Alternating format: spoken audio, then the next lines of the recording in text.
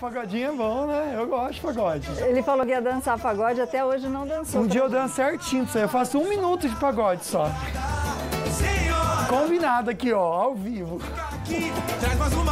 Enquanto isso, eu só dança, né? Muito mal. Oi, gente, começou o programa. O melhor momento da nossa vida é passar esse comecinho de tarde junto com você. Fica aqui com a gente, hoje é dia do seu direito e o assunto que vai pegar fogo aí para a gente tentar entender o que vai acontecer com as nossas vidas, né? Afinal de contas, mexe com os idosos, mexe com os jovens. A gente já vai explicar o que estamos falando para cada um de vocês. Mas bora lá, antes da gente começar, você sabe que sempre tem aquela mensagem para colocar aqui no nosso coração e refletir um pouquinho. Tem gente que vive criticando o comportamento dos outros, mas essa mesma pessoa não se dá conta de que ela faz a mesma coisa, faz tudo igual. E Deus é justo, Deus é imparcial. Então aquela pessoa que faz o bem vai receber o mesmo da vida, ou seja, o bem. E aquela pessoa que faz mal também vai receber o mesmo da vida. Ação e reação. Esse é o nosso toque de terça-feira, você fica por dentro do que vai rolar no programa hoje, né, Zóio Verde? Bora lá, Solange. Bandidos invadem posto de saúde e exigem vacina contra a febre amarela e tartaruga é operada após engolir 915 moedas. Participe do programa, anote os contatos, utilize também o aplicativo Você na Band Vale. E tem prêmio para você no nosso Face. Acessa lá então para você também participar ao vivo aqui do programa, mas para concorrer uma cesta da Polipet com vários produtos para o seu bichinho de estimação. Então curtiu, compartilhou, você já concorre. E lembrar também que no @FalandoNissoBand, que é o nosso perfil do Instagram, tem o kit do Ortovip também, fácil demais para você participar. Marca 2 amigos, #FalandoNissoBand, #Ortovip. Aí você pode então concorrer também. Bora aprender bastante hoje, respirar fundo, dia do nosso direito.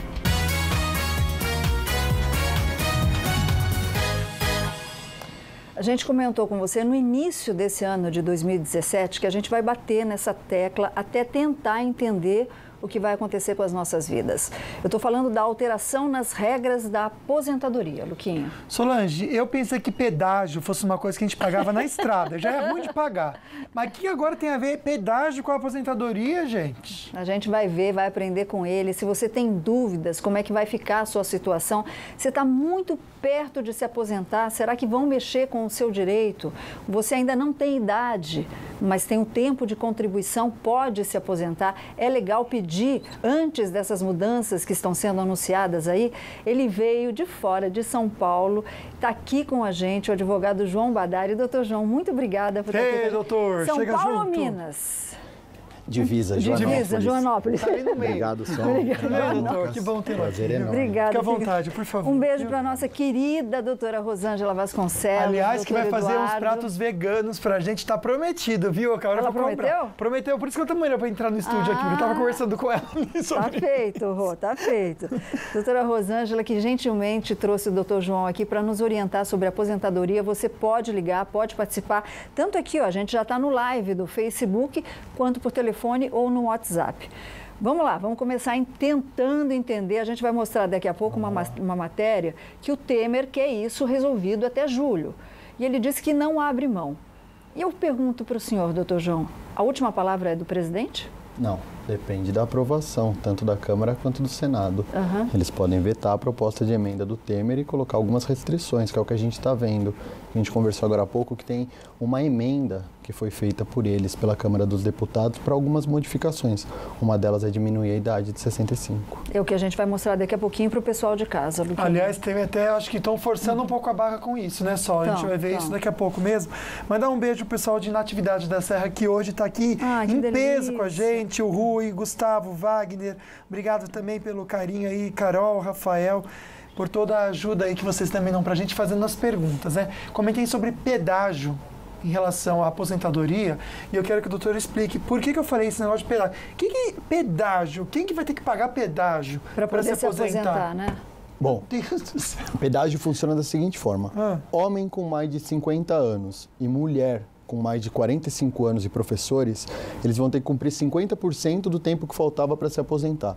Por exemplo, eu ainda precisava de 2 anos para conseguir minha aposentadoria. Sim. Coloca mais um aninho aí. Vai para 3 anos eu teria que cumprir, ou seja, 50% seria esse 1 ano a mais. Se faltam 10 anos para eu me aposentar, mais 5, terei que cumprir os 15. Esse é o pedágio, mas tem essa emenda agora, ela é para diminuir, para tornar de 50% para 30%. A gente vai entender também direitinho isso numa matéria. Vamos atender a Carmen, que está ao vivo. Alô, boa tarde, Carmen.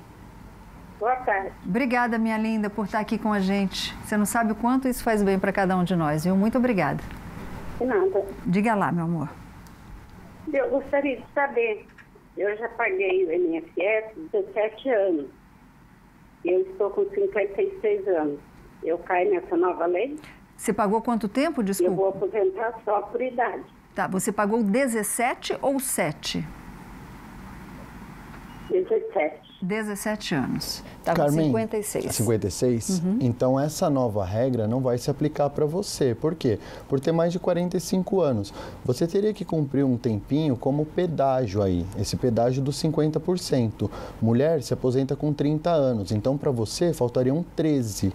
Tem que cumprir essa diferença dos 50% sobre o 13, mais 6 anos e meio. Isso se forem aprovadas as mudanças? Se for aprovada, não, da forma que o Temer colocou. Tá. Sem essa diminuição para os 30%. Ok, então. Tem muita dúvida aqui, viu, Luquinha? Tem muita mesmo, inclusive o pessoal de Cruzeiro até participando aqui. Obrigado pelo carinho de vocês. Beijo pra Karina, Vitória, Júlia, Janise. Obrigado pela companhia, tá? Tô anotando as perguntas aqui. Já a gente volta a conversar mais com o doutor. E agora a Solange vem com a gente, também junto com a Daniela Lopes, as notícias da redação.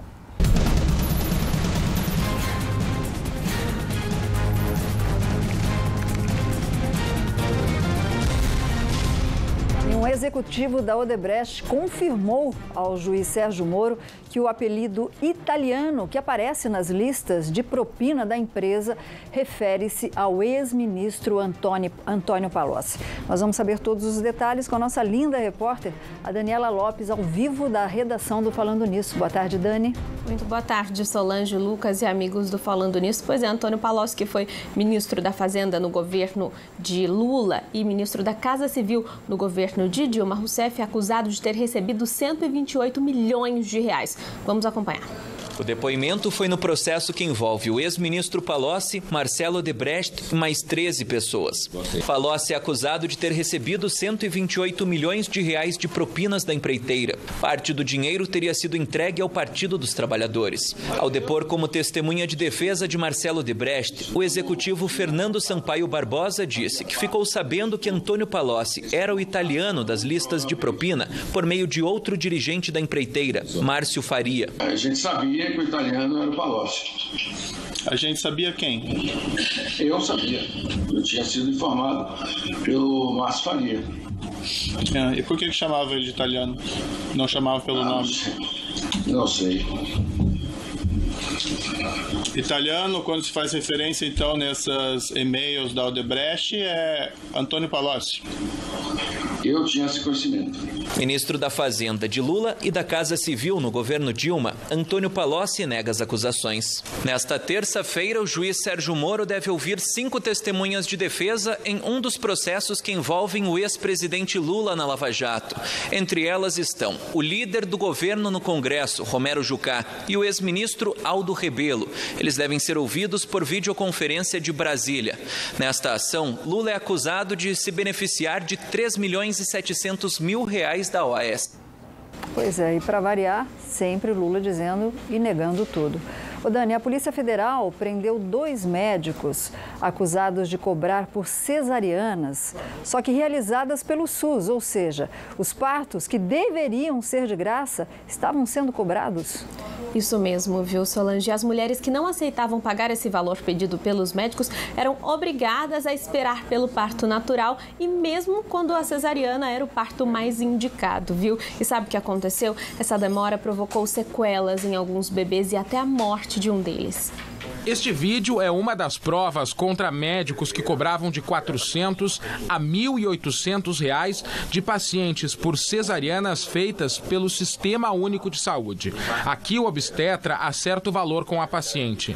Se vai querer fazer cesárea com minha, aí eu vou ter que cobrar 1.800, e aí incluindo as consultas que tu vai fazer aqui. Ele também negocia para que a mulher faça uma laqueadura, procedimento para não engravidar mais, e o acerto da conta não deve ser no hospital. Aí eu venho aqui no consultório para tratar com o senhor, tratar tudo aqui com o senhor lá, só o senhor lidar comigo falando. As gravações foram feitas a pedido da Polícia Federal na cidade de Itaqui, que fica no Rio Grande do Sul, na fronteira com a Argentina. Neste outro vídeo, um segundo médico explica como pode antecipar a internação da mulher. Peço um montão de exame, peço um ultrassom, faço um cacatal que vai hoje no hospital. Os médicos recebiam todo o dinheiro das cesáreas, já que as mulheres eram internadas pelo SUS. Segundo a Polícia Federal, quem não pagava por fora pela cirurgia era obrigado a esperar. Algumas mulheres ficavam dias em trabalho de parto. A demora em alguns atendimentos provocou sequelas em bebês e até a morte de um recém-nascido. Os 2 médicos foram presos preventivamente nesta segunda-feira pelos crimes de corrupção, estelionato e realização de esterilização cirúrgica ilegal por causa das laqueaduras realizadas sem as regras previstas pela legislação.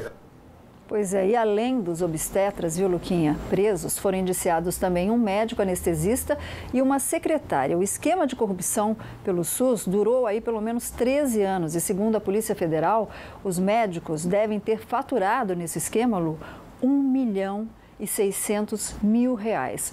O juramento aí não existe de Sócrates, né? Pois é, caiu no esquecimento, né, Solange? Conversar com a Daniela Lopes, porque a chuva forte de ontem prejudicou a rodovia dos Tamoios com um deslizamento.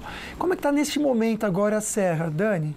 Olá, Lucas, novamente, viu? Exatamente. Ontem à noite foi registrado aí esse deslizamento de pedras próximo ao quilômetro 27, no sentido Caraguatatuba. A via chegou a ficar bloqueada para a remoção dessas pedras, mas neste momento, Lucas, como você perguntou, o tráfego está fluindo no local, mas por apenas uma faixa, a faixa da esquerda, no sentido Caraguatatuba, viu?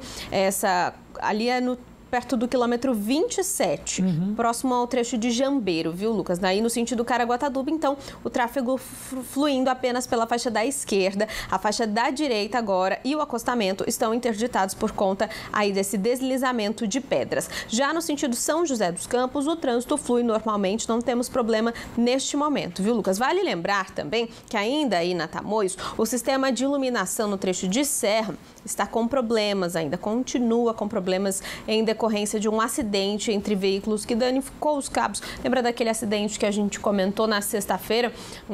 2 caminhões, né, que se colidiram e aí acabaram estragando alguns postes de iluminação. Então a Tamoios está sem luz no trecho de serra. O motorista que for pegar ali, principalmente durante a noite, tem que redobrar a atenção.